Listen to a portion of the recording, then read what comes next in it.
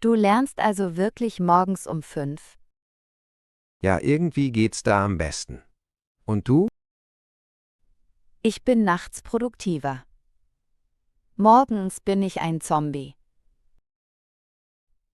Das könnte ich nicht. Abends bin ich total fertig.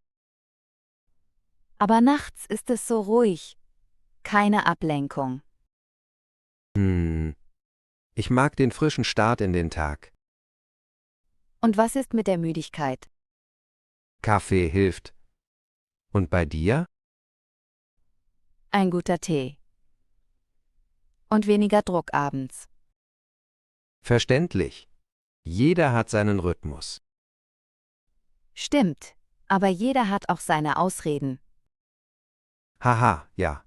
Aber was ist effektiver? Ich denke, das ist Typsache. Ja, wahrscheinlich.